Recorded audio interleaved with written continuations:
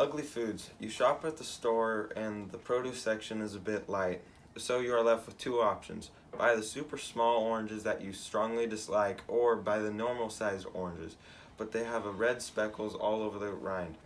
If you are like us, you will choose the oranges that you dislike because the others seem to be tainted or rotten. Although you are incorrect on that, it brings up a very good point. Ugly foods will not provide the solution to world hunger. According to the American Marketing Association, buying unattractive produce negatively impacts customers' view of themselves, causing a drop in self-perceptions. People should not be presented with the produce that, if purchased, will essentially lower their self-esteem. Most grocers will offer ugly produce at a 45% discount due to them not selling at all.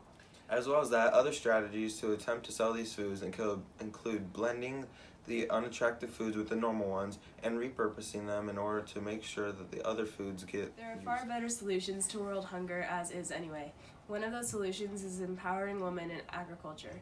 In Uganda, for example, men typically raise the livestock and keep the sales. Women, however, are challenging traditional gender roles by learning skills such as goat herding and using that to generate income for themselves. Empowering women to start small businesses can help ensure that families in some of these countries have enough money to put food on the table. In Haiti, female farmers that were once chronically food insecure can now feed their families, expand their small businesses, and save money for their children's future, such as sending them to college. Let's go out into the field and find some of these people.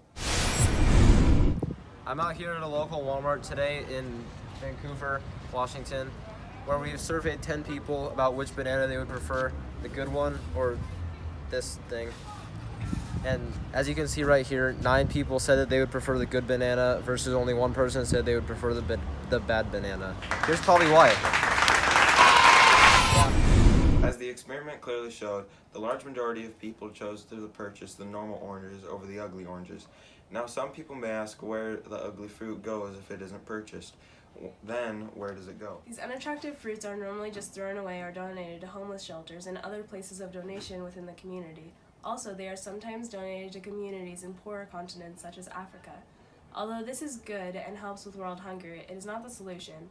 Feeding our fruits that we will not buy because of their looks to people who cannot afford them at all is wrong. It essentially makes us think less of the people who receive these fruits, even if we don't realize it. Farmers produce so much of their crop for stores that some of that can be donated to poor continents and communities, and make it more humane and ethically correct than giving them fruit that is ugly and gross.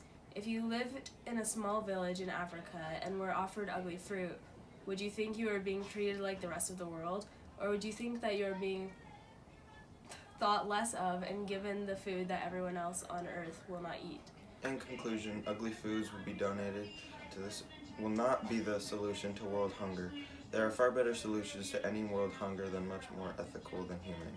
Thank you all for watching.